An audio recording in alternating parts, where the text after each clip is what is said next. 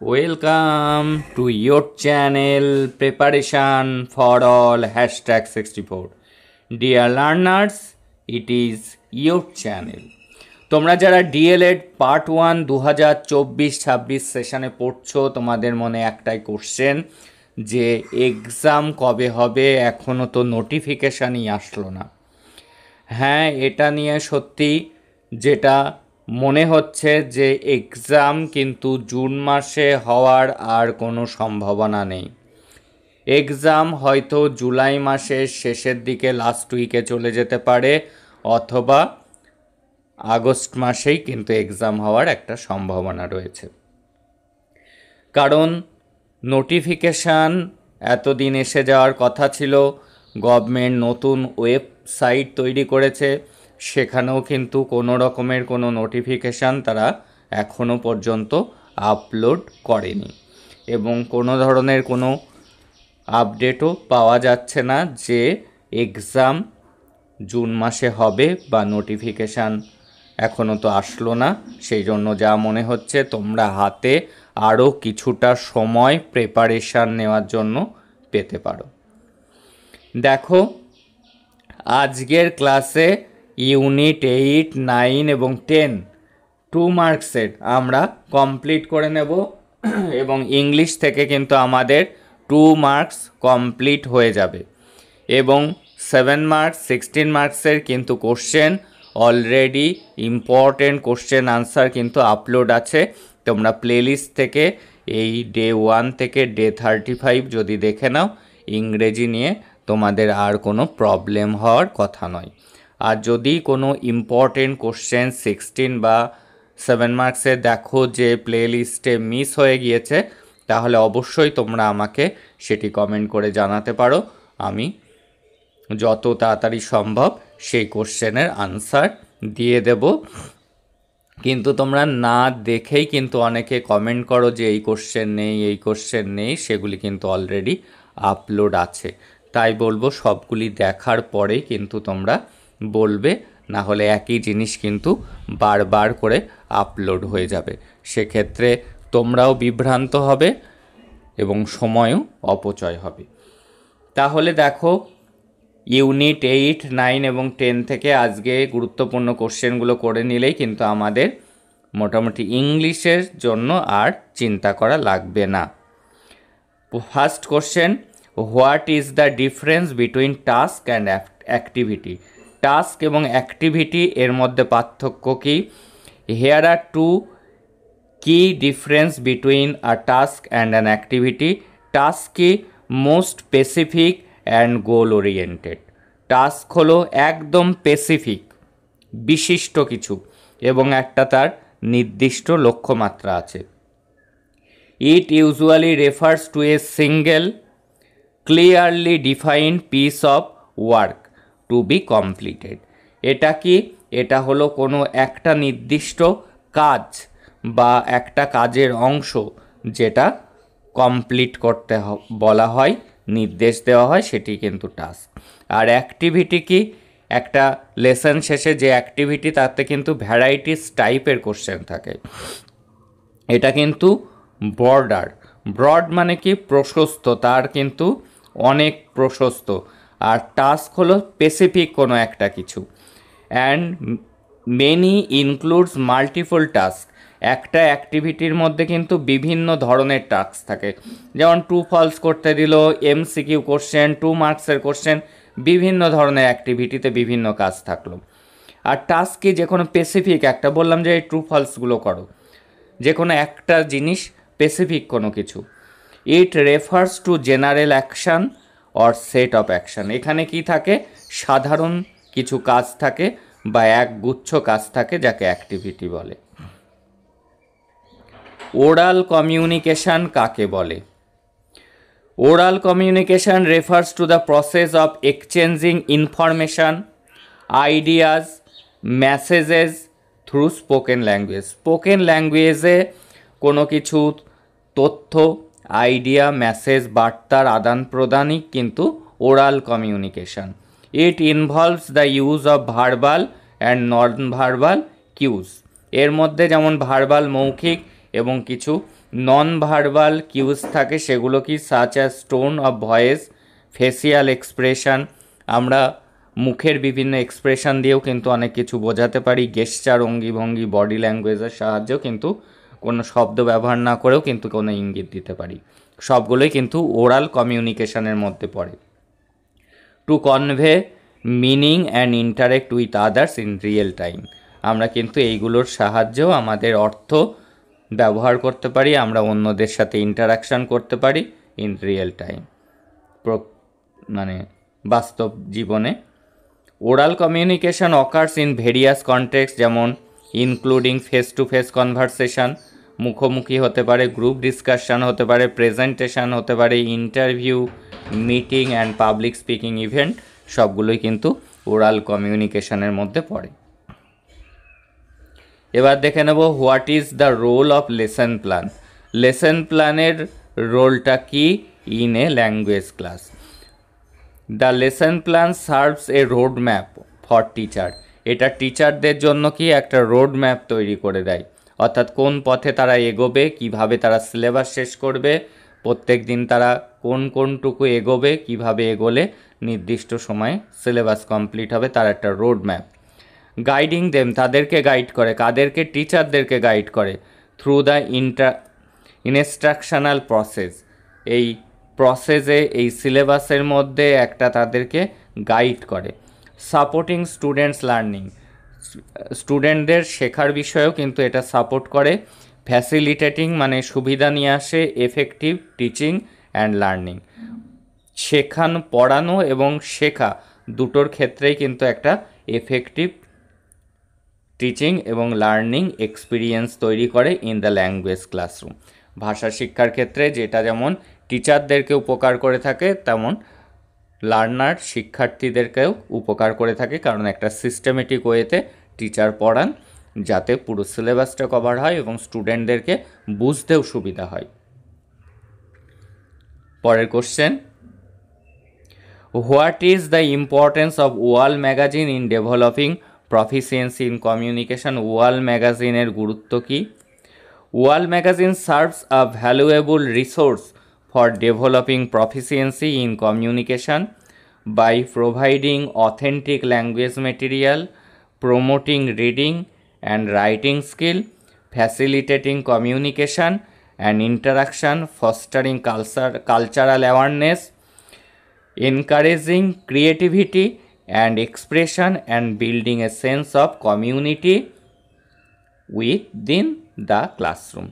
কি বলছে? এই ওয়াল ম্যাগাজিন সার্ভস কি করে? Valuable resource for developing proficiency, দক্ষতা বৃদ্ধির বিভিন্ন রিসোর্সের মধ্যে থাকে, উৎস থাকে ইন কমিউনিকেশন, যোগাযোগের। বাই প্রোভাইডিং, এটা প্রদান করে ল্যাঙ্গুয়েজ মেটেরিয়াল, প্রমোটিং রিডিং, পড়ার বিষয়, ওয়াল ম্যাগাজিনে যেটা লেখা হয় অন্য স্টুডেন্টরা সেটা পড়ে, যে লিখছে তার রাইটিং স্কিল বৃদ্ধি পায়। ফ্যাসিলিটেটিং কমিউনিকেশান, যোগাযোগ, অ্যান্ড ইন্টারাকশান বৃদ্ধি পায়। কালচারাল অ্যাওয়ারনেসটা বৃদ্ধি পায় এবং স্টুডেন্টদেরকে উৎসাহিত হয় তারা ক্রিয়েটিভিটি অ্যান্ড এক্সপ্রেশন, তাদের মধ্যে যে ক্রিয়েটিভিটি রয়েছে সেটির প্রকাশ পায়, এবং building a sense of community within the classroom, এবং ক্লাসরুমের মধ্যে একটা কমিউনিটি তৈরি হয়, মানে একটা ঐক্য তৈরি হয়, স্টুডেন্টরা একে অপরকে হেল্প করে, প্রত্যেকের সহায়তায় কিন্তু ওয়াল ম্যাগাজিনটা তৈরি হয়। পরের কোশ্চেন দেখে নেব, what is meant by teaching journal? Teaching জার্নালের অর্থ কী? A teaching journal is a written record, লিখিত রেকর্ড অফ টিচিং এক্সপিরিয়েন্স, শিক্ষকের যে এক্সপিরিয়েন্স হলো পড়ানোর, সেই অভিজ্ঞতার কথা লিখিতভাবে থাকে, সেটাই হলো টিচিং জার্নাল। সেটা কোথায় থাকে? ইউজুয়ালি কমিটেড টু পেপারে সেটা লেখা থাকে, while the experience are still fresh. এতে কি হয়? অভিজ্ঞতাগুলি টাটকা থাকে, কারণ রেকর্ডটি তার কাছে থাকে। Keeping notes on your own teaching can be useful to you, এই যে নোট রাখা তোমার টিচিংয়ের পড়ানোর, সেটি কিন্তু অনেক ক্ষেত্রে উপযোগী হয়। And much like keeping research note, এটা রিসার্চ নোটের মতোই কিন্তু উপকারিতা দেয়, কারণ একটা নোটস যদি তৈরি করে সেই রেকর্ডটা তুমি ফাইলে রেখে দাও, পরের বছর আবার পড়ানোর সময় কিন্তু তোমার সেটি অনেক বেশি কাজে দিয়ে থাকে। দেখো পরের question, difference between dialogues and conversation. Conversation এবং ডায়ালগের মধ্যে পার্থক্য কী আছে? Difference between dialogue and conversation আর ডায়ালগস ইজ এ কনভেনশনাল মানে প্রথাগত চিরাচরিত এক্সচেঞ্জ বিটুইন টু পিপল। খুব ইম্পর্টেন্ট, ডায়ালগে কজন ব্যক্তি থাকে? দুজন ব্যক্তি থাকে। Conversation is talking between two or more person, কিন্তু কনভারসেশনে কিন্তু দুই বা তার বেশিও লোক থাকতে পারে। It is informal inter exchange of thoughts and information. এটা কেমন? ইনফর্মাল, ঘরোয়া, বন্ধু বান্ধবের মধ্যে আড্ডা হতে পারে এই ধরনের। আর ডায়ালগটা কি হয়? দুজন ব্যক্তির মধ্যে হয়, সেটা কিন্তু ফর্মাল হয়। আরও একটা পার্থক্য দেখব, most part of dialogue includes question and answer, request and information. ডায়ালগে কি করা হয়? একজন কোশ্চেন করে, একজন উত্তর দেয়, তা বাদে রিকোয়েস্ট করা হয়, ইনফরমেশন তথ্যের আদান প্রদান হয়, এটুকুই। আর কনভারসেশন কি হয়? এটা ঘরোয়া, informal, one can say everything, যা কিছু বলা যেতে পারে, ইভেন ইউ ক্যান জোক করা যেতে পারে, টেল স্টোরি, গল্প বলা যেতে পারে, কিন্তু ডায়ালগের ক্ষেত্রে কিন্তু কোশ্চেন আর আনসারের পরেই গুরুত্ব দেওয়া হয়। এবার what is lesson plan? Lesson প্ল্যানটা কী জিনিস? A lesson plan is a teachers guide. এটি শিক্ষকের একটা guide for what to teach in class. ক্লাসে সে কী পড়াবে তার একটা গাইড, একটা রোড ম্যাপ, সেটাই কিন্তু lesson plan. It includes the topics, goals, activities and time. এটার মধ্যে কি কি কভার করা থাকে? টপিক, লক্ষ্য, গোল, অ্যাক্টিভিটি থাকে তার সাথে, আর কি থাকে? একটা নির্দিষ্ট টাইমে এই ক্লাসের মধ্যেই কিন্তু সব কিছু কভার করা হবে, সেই বিষয়গুলিতে জোর দেওয়া হয়। ইট হেল্পস টিচার, এটা টিচারকে হেল্প করে stay organised and teach better. Organised থাকতে মানে সমস্ত কিছু গুছিয়ে রাখতে একটা সিস্টেমেটিক ওয়েতে সে করবে, এবং এতে সে কিন্তু পড়াতে ভালো পারে। পরের question, what do you mean by achievement test? Achievement test বলতে কি বোঝো? Achievement test is a test of developed skill and or knowledge. Achievement টেস্টটা কি? এটা হলো এক ধরনের টেস্ট, কিসের? স্কিল ডেভেলপমেন্ট আর নলেজ, জ্ঞানকে ডেভেলপ করার। After teaching a unit from the text book of English, ইংলিশের একটা টেক্সট বুক কমপ্লিট করার পর, একটা লেসন কমপ্লিট করার পর, the teacher wants to know, শিক্ষক জানতে চায়, whether the learners in the class have benefited from his teaching, তার টিচিং থেকে স্টুডেন্টরা কতটা উপকৃত হলো সেটি জানার জন্য সে কী করে? Achievement test attempts to measure করা মানে ক্যালকুলেট করা, what and how individual learner has learn.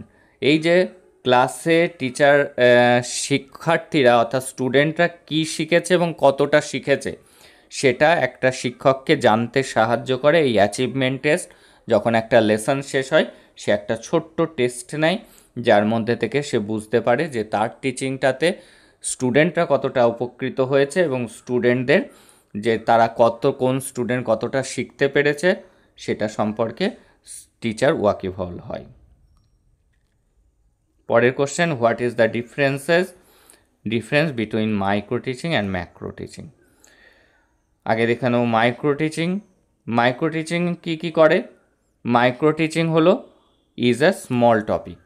Micro টিচিংয়ের টপিকটা থাকে small, short time 5 to 6 minutes, few students থাকে 5 to 10 স্টুডেন্টস। এটা কিসের পরে ফোকাস করে? Focus on improving specific teaching skill. যে টিচিং স্কিলগুলি রয়েছে সেই টিচিং স্কিলগুলিকে উপর ফোকাস করে, সেগুলিকে ইমপ্রুভ করার জন্য। ইউজ ফর টিচার্স ট্রেনিং, এটা ব্যবহার করা হয় কিসের ক্ষেত্রে? মনে রাখবে, এই যে তোমরা ডিএলএড করছো সেই ক্ষেত্রে, টিচার্স ট্রেনিংয়ের ক্ষেত্রে। এটা কিন্তু ক্লাসে পড়ানোর জন্য ফলো করা হয় না, টিচারদেরকে ট্রেনিং দেওয়ার জন্য ফলো করা হয়। আর ম্যাক্রো টিচিং কিন্তু ক্লাসরুম টিচিং, এটা সেখানে ফলো করা হয় এই method. Macro teaching is a full lesson or subject, এটা কিন্তু পুরো টপিকটার উপর হয়। লঙ্গার টাইম, একটা ক্লাসের যা time 30 to 45 minutes. Normal class size যেমন একটা ক্লাসরুম হয় স্কুলের, সেই নর্মাল সাইজ। এটি ফোকাস করে কিসের পরে? ফোকাস অন ফুল টিচিং প্রসেসের উপর, ইউজড ইন রিয়েল ক্লাসরুম। এটি কিন্তু বাস্তবিক ক্লাসরুমে ব্যবহার করা হয়। মাইক্রো টিচিং কিন্তু যারা ডিএলএড করছো টিচার্স ট্রেনিংয়ের জন্য ব্যবহার করা হয়। সংক্ষেপে বলা যেতে পারে micro teaching is practice teaching in small set up, while macro teaching is full classroom teaching.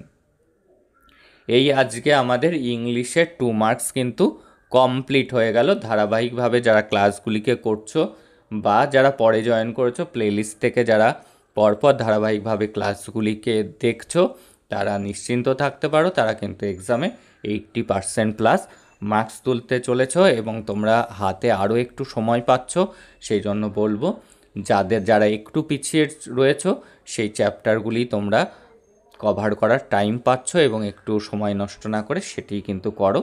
পরপর কিন্তু এক্সাম আসছে। তোমরা কিন্তু আপার প্রাইমারি যারা গ্র্যাজুয়েশন করে ডিএলএড করছো তারা কিন্তু আপার প্রাইমারিতেও ফর্ম ফিল আপ করার সুযোগ পেলেও কিন্তু পেতে পারো। That's all today. দেখা হচ্ছে পরের ক্লাস।